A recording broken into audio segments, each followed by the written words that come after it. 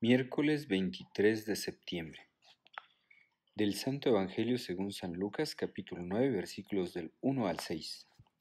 En aquel tiempo, Jesús reunió a los 12 y les dio poder y autoridad para expulsar toda clase de demonios y para curar enfermedades.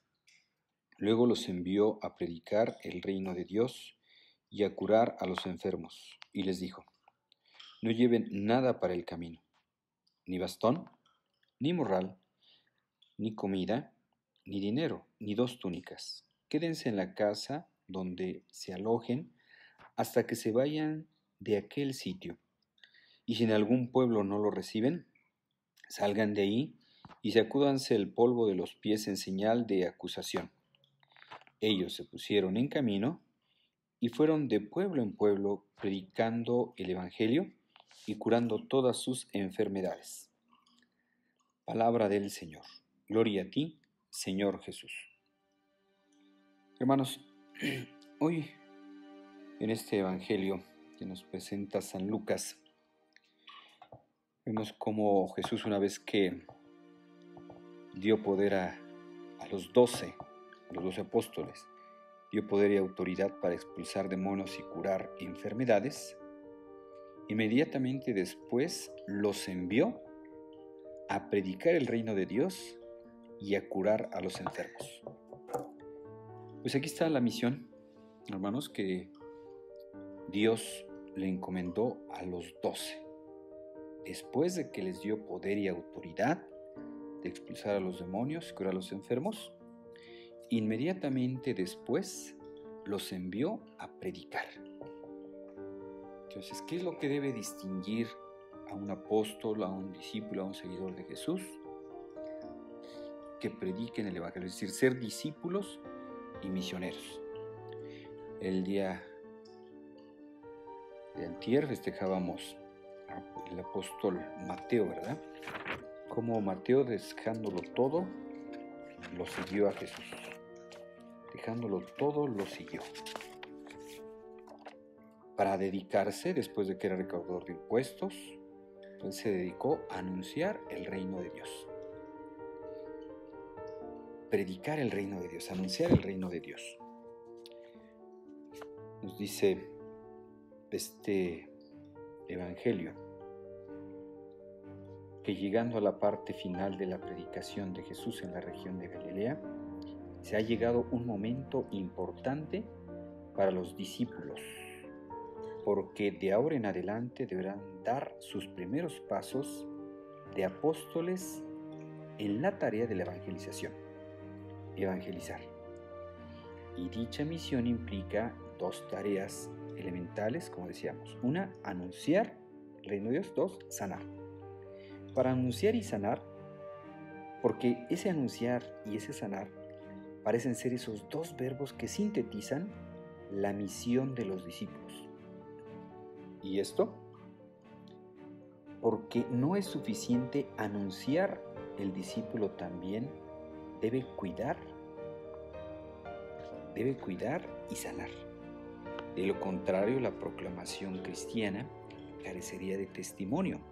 Incluso correría el riesgo de convertirse en un mensaje insignificante, incluso algo que no tiene importancia, ¿verdad?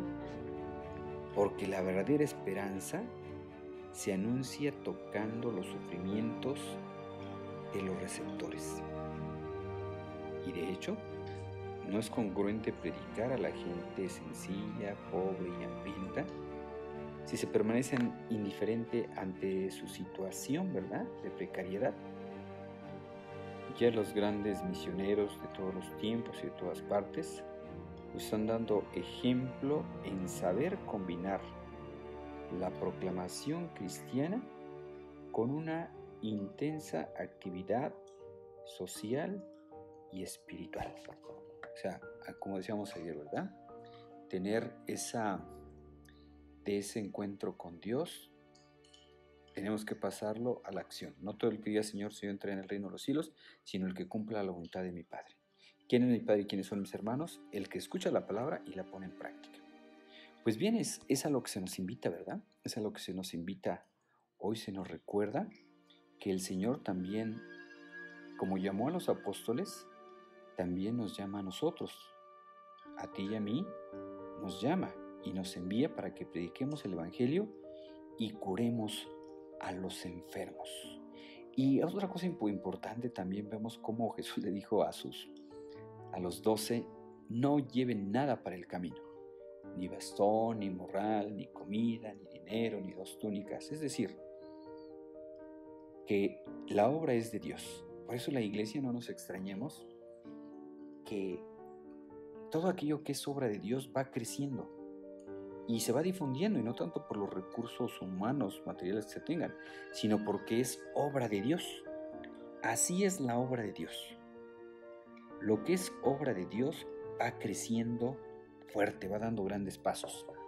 Hoy que estamos celebrando a San Pío de Pietrelcina, este gran santo, ¿verdad?, que hizo tanto bien, y que este santo, ¿por qué era tan famoso, verdad? ¿Por qué era tan famoso?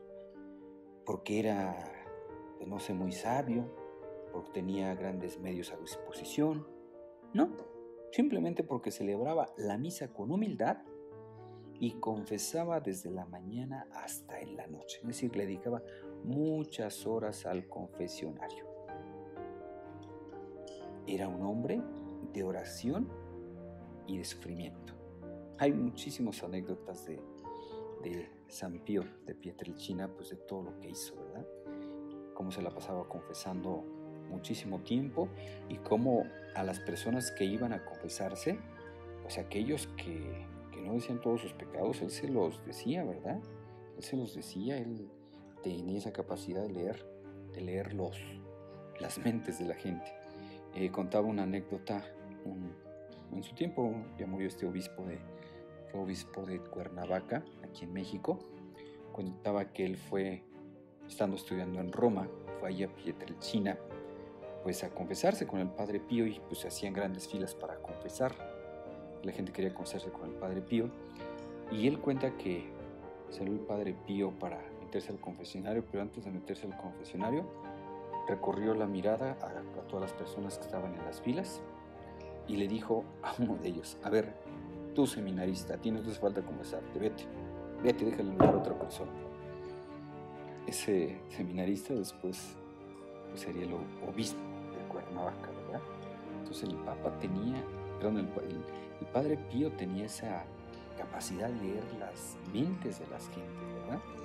Un gran santo que hizo mucho bien, confesando, celebrando misa de manera humilde y sencilla.